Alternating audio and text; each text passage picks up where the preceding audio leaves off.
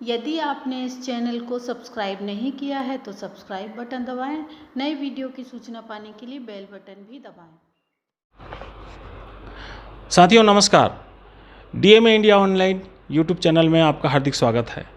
आज हम personality of the week की खास कड़ी में बातचीत करने जा रहे हैं उमेश बाबू जी से। उमेश बाबू जी, आपका स्वागत है इस कार्यक्रम में। धन्यवाद जी, आपने अपने चैनल में हमारे लिए वक्त दिया, तो इसके लिए बहुत बहुत शुक्रिया।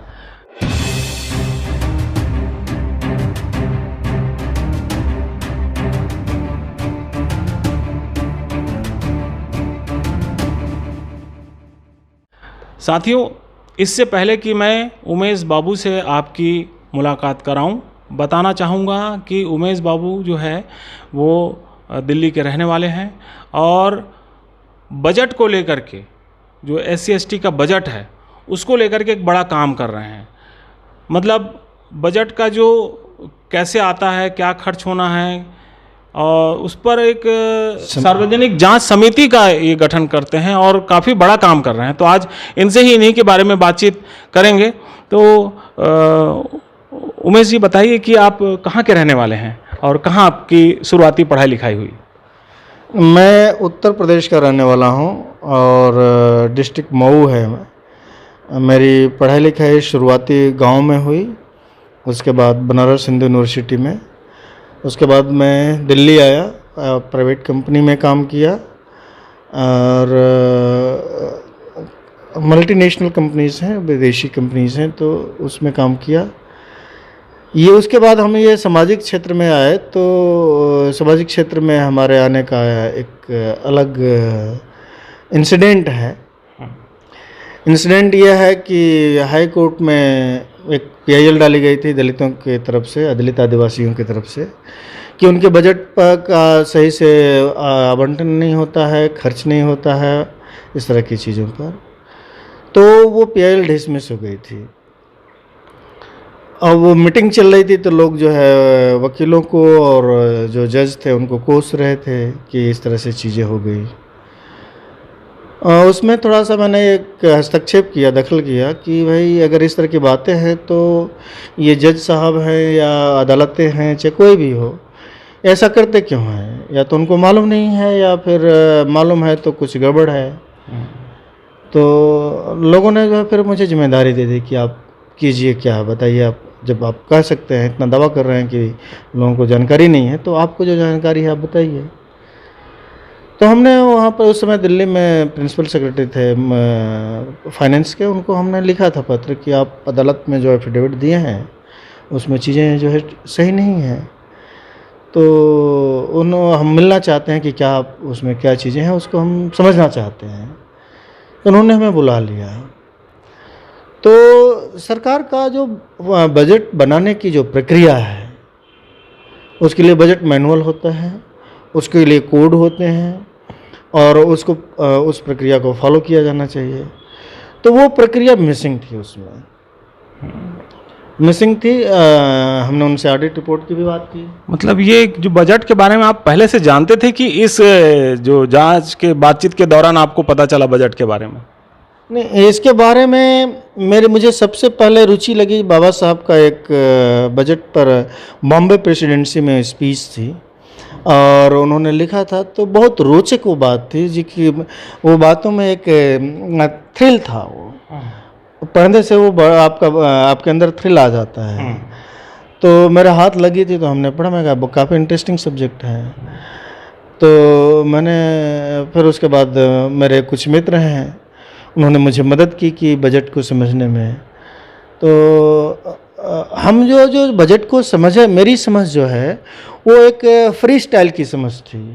वो सरकार जो समझाती है अपने अधिकारियों को, वो एक चश्मे के नज़र से होता है कि वो उनको इतना ही समझना, किसको कितना समझना है, किसको कितना करना है, नहीं करना है।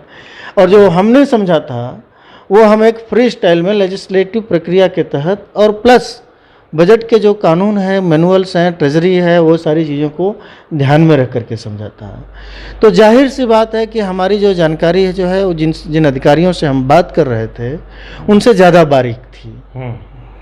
तो बारीक थी, तो उनको भी पता नहीं चल रहा था कि इस आदमी को जो सरकार में काम नहीं कर रहा है उसको हमसे ज़्यादा कैसे मालूम है।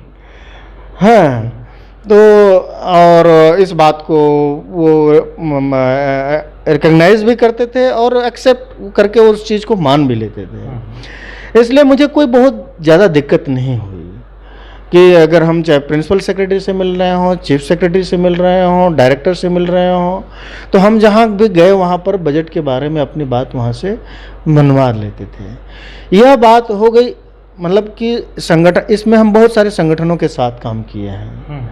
NCDHR के साथ काम किए, नैकडोर के साथ काम किए, दिल्ली फोरम के साथ काम किए, दलित आदिवासी शक्ति अधिकार मंच के साथ काम किए।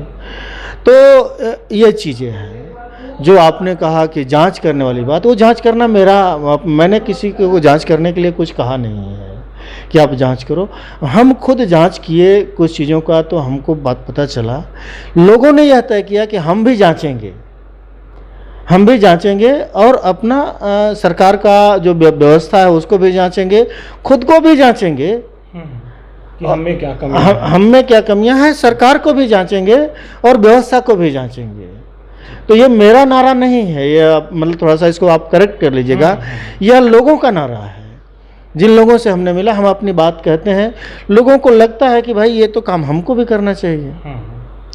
कुछ ऐसे लोग हैं, करीब 250 संगठन हैं जो उनसे मैं मिला भी नहीं, वो हमारे पहले से ही जो है जांच करने की तैयारी कर रहे हैं।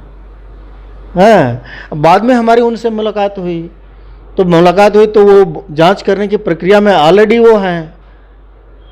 तो सारे अलग अलग संगठन हैं, आंदोलन हैं, यूनियन हैं। अभी उत्तर प्रदेश में जो है अखिल भारतीय वन श्रमजीवी ने ही ये जांच प्रक्रिया की शुरुआत की। आप आंध्र प्रदेश में जाएंगे तो handloom and handicraft weavers federation है, वो कर रहे हैं। इसके बाद जो है DNT पर काम करने, डिनोटिफाइड ट्राइब्स हैं, उस पर काम करने वाले लोग कर रहे हैं। झारखंड में और केरल में और अलग अलग जगह पर लोग जो है ये जांच करने की प्रक्रिया पूरे देश में चल रही है। तो मेरा कोई नारा नहीं है कि आप सरकार को, मैंने ये नहीं कह रहा कि ललकार रहा कि आप लोग जांचिए, लोगों का निर्णय है, लोग जांच रहे हैं।